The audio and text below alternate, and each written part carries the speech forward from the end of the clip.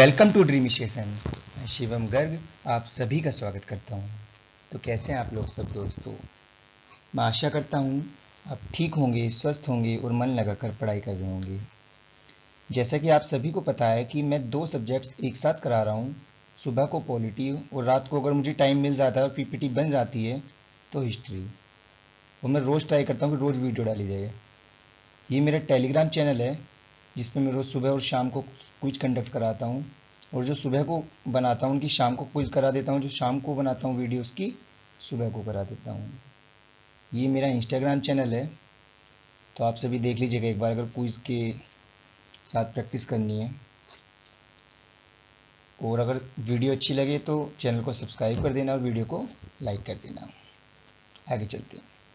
ये मेरा 4th chapter है। जैसे कि मैंने आपको बताया था शुरू के जो 2 चैप्टर हैं वो हम बाद में कराएंगे, क्योंकि वो काफ़ी लंबे हैं, वो ज़्यादा टाइम ना ले लें, इसीलिए मैं छोटे छोटे चैप्टर्स बना के डाल रहे हैं। ओके, इस चैप्टर का नाम है बुद्धिज्म। बुद्धिज्म या गौतम बुद्ध के नाम से भी चैप्टर होता है। वास्तव में हुआ क्या था, जब 6ठी शताब्दी ईसा पूर्वी का टाइम चल रहा था तो 2 टाइप के धर्म उभर कर आ रहे थे, एक आस्तिक और एक नास्तिक। आप सभी को पता है आस्तिक लोग वो होते हैं जो भगवान में विश्वास रखते हैं, ईश्वर में विश्वास रखते हैं, और नास्तिक जो ईश्वर में विश्वास नहीं रखते। लेकिन ये नास्तिक लोग मानवता में जरूर विश्वास रखते थे। तो इसी से 2 नए धर्म निकल कर आए थे, बौद्ध धर्म जो कि ये चैप्टर में पढ़ा रहा हूँ, ये 2 पार्ट में मैंने बांटा हुआ है, और जैन धर्म जो कि नेक्स्ट अगले 2 पार्ट में मैंने बांटा हुआ है। ओके, अगर हम आस्तिक की बात करते हैं तो इसके संप्रदाय में आगे थोड़े थोड़े से पढ़ेंगे, जैसे अलवार संप्रदाय, आजीवक संप्रदाय, ऐसे काफ़ी संप्रदाय जो उभर कर आए थे, जो कि भगवान में काफ़ी विश्वास रखते थे, मंदिरों का निर्माण हुआ। ओके, तो वो है इंट्रोडक्शन ऑफ गौतम बुद्ध। गौतम बुद्ध ने ही बौद्ध धर्म का स्थापना की थी। तो सबसे पहले हम गौतम बुद्ध के जीवन की पूरी कहानी जान लेते हैं। वास्तव में हुआ क्या था, कपिलवस्तु के राजा थे जिनका नाम शुद्धोधन था। वो शाक्य कुल से संबंध रखते थे। उनकी शादी हुई महामाया से, जो कि देखो मैंने यहां लिखा हुआ है, जो कि कोशलान डायनेस्टी से थी, कुछ इसे कोलम वंश भी कहते हैं। उनकी राजकुमारी थी। उन दोनों की शादी जब हो गई तो उनसे इनका जन्म हुआ, तो इनके बचपन का नाम था सिद्धार्थ। ओके, जब ये पैदा हुए थे तो इनके जन्म के बाद एक महात्मा ने बताया कि या तो ये बड़े होकर एक प्रतापी राजा बनेंगे या फिर एक बहुत ही अच्छे सन्यासी बनेंगे। लेकिन इनके पिता यानी कि शुद्धोधन नहीं चाहते थे कि मेरा बेटा सन्यासी बने। वो चाहते थे कि मेरे आने वाले वंश में यानी कि मेरा बेटा सिद्धार्थ इस कपिलवस्तु को संभाले, इसका पूरा राजकाज संभाले। तो इसलिए उन्हें चिंता होती थी और वो अपने बेटे को कहीं भी बाहर जाने नहीं देते थे और उन्हें घर में रखते थे। लेकिन अक्सर देखा जाता था कि गौतम बुद्ध जो थे, सिद्धार्थ जो थे, उनका मन शांत जगह में ज़्यादा लगा करता था, कि आराम से शांति से बैठना, कुछ सोचा करना, लंबे लंबे विचार करना, इस तरीके से। तो इनके पिता काफ़ी चिंतित थे, इसलिए उन्होंने 16 वर्ष की आयु में सिद्धार्थ का विवाह करा दिया। किससे करा दिया? यशोधरा से। ये रही यशोधरा। इससे पहले हुआ क्या था कि इनका जन्म कैसे हुआ था, मैं एक चीज और बताना भूल गया, कि जो इनकी मदर थी वो अपने मायके जा रही थी, तो उसी दौरान जंगल में इनका जन्म हुआ और उसके 7 दिन बाद इनकी माता की मृत्यु हो गई, जो कि महामाया थी। तो इनके पिता शुद्धोधन ने इनके लालन पालन के लिए अपनी साली अर्थात सिद्धार्थ की मौसी प्रजापति गौतमी से विवाह कर लिया। तो क्वेश्चन किसी भी तरीके से बन सकता है कि सिद्धार्थ की सौतेली मां का नाम बताइए, सिद्धार्थ की मौसी का नाम बताइए, ठीक है, कुछ भी कोई पूछ सकता है।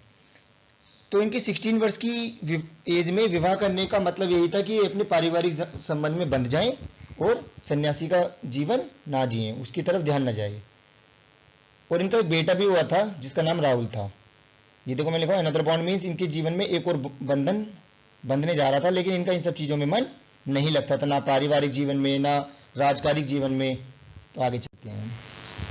तो इसलिए इन्होंने 29 वर्ष की आयु में अपने घर को छोड़ दिया। 29 वर्ष की आयु में अपने घर को छोड़ दिया, जिसे कुछ महानिष्क्रमण कहते हैं, कुछ महानिष्क्रमण कहते हैं, एक्सक्लेमेशन। ओके, जब रात को सब सो रहे थे घर छोड़ के चले गए। उसके बाद इन्होंने 4 दृश्य देखे थे जिसकी वजह से इनका जीवन ही परिवर्तित हो गया। सबसे पहले देखा था इन्होंने वृद्ध व्यक्ति जो बहुत बीमार जो अपने शरीर के ऊपर काफी पछताता रहता था कि अब मेरा शरीर उस हिसाब से नहीं है जिस हिसाब से जवानी में रहा करता था। ठीक है, क्योंकि हाथ पैर सब कमजोर हो जाते हैं, तो कमजोरी महसूस कर रहा था, तो इसे देखकर उन्हें बहुत दुख हुआ। उसके बाद उन्होंने एक बीमार व्यक्ति देखा जो कुछ कर भी नहीं पा रहा था कि मेरा शरीर सब हष्ट-पुष्ट है फिर भी मैं कुछ नहीं कर पा रहा, अपनी लाइफ में अपनी आजीविका तक नहीं कमा पा रहा। तो ये बीमार व्यक्ति को देखकर वो बहुत ज्यादा दुख हुए। उसके बाद उन्होंने देखा एक मृत व्यक्ति जिसे 4 लोग कंधे पर लेकर जा रहे थे। तो उसके बाद तो इनका जीवन ही परिवर्तित हो गया कि हम कुछ भी कर लें दुनिया में, कुछ भी, कोई भी अचीवमेंट, लेकिन अंततः हमें मरना ही है। तो ये जीवन की सच्चाई है, डेड होना। तो इसलिए इनका जीवन परिवर्तित हो गया। फिर इसके बाद सबसे लास्ट में उन्होंने देखा कि एक मॉन्क जो हैप्पी था, एक सन्यासी जो प्रसन्न था। तो इन्होंने सोचा कि सबसे बेस्ट जो पार्ट है मेरी लाइफ का चूज करने के लिए वो यही है, तो बस इन्होंने यही मार्ग चूज कर लिया।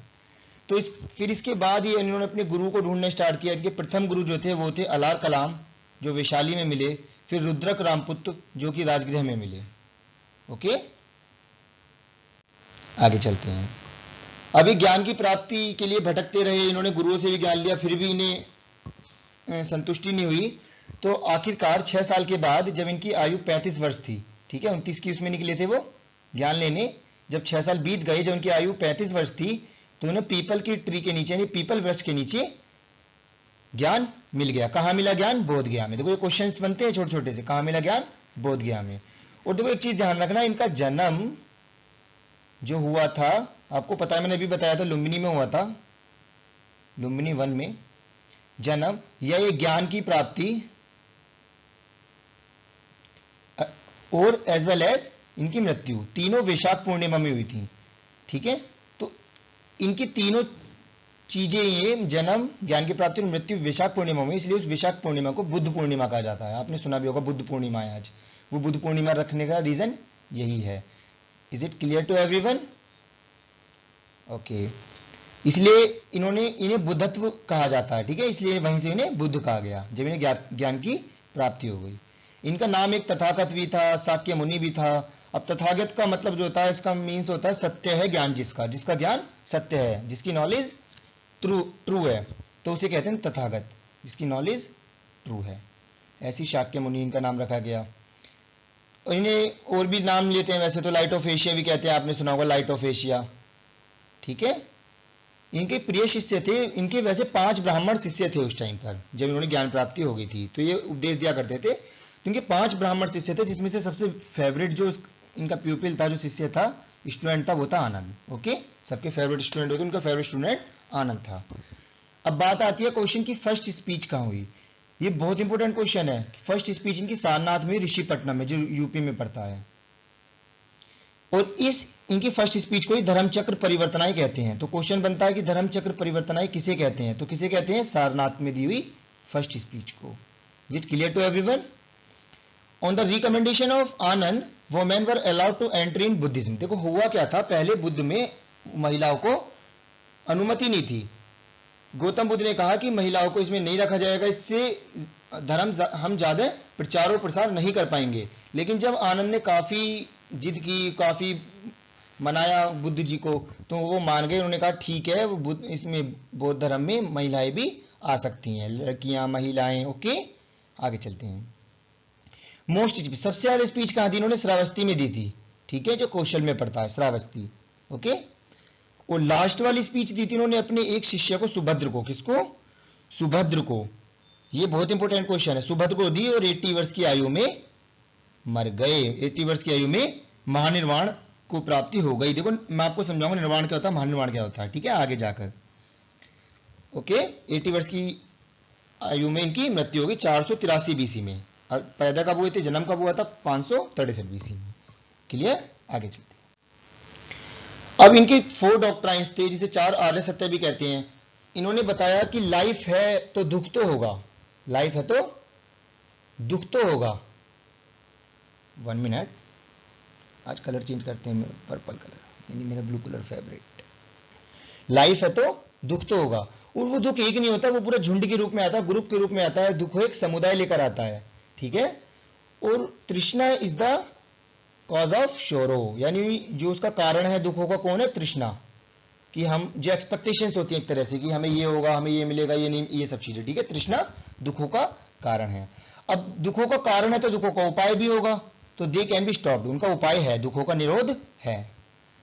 अब निरोध का मार्ग भी होगा, कि रास्ता, कि अच्छा ये हम ऐसे कर सकते हैं, तो इसका रास्ता क्या है, तो उसको रास्ता है ले जाने वाला, वो रास्ता इन्होंने ही दिखाया था अपने बौद्ध धर्म में, ठीक है। आगे चलते हैं।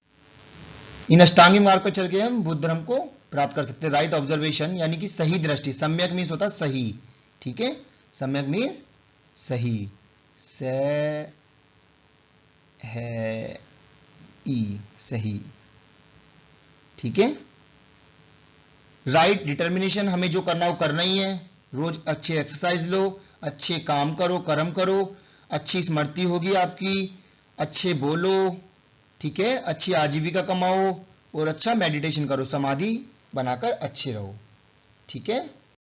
तो आज का लेक्चर देखने के लिए धन्यवाद, और मैं सभी का आपको फिर से धन्यवाद कहना चाहता हूं, और टेलीग्राम चैनल पर आप जुड़ सकते हैं। Thank you.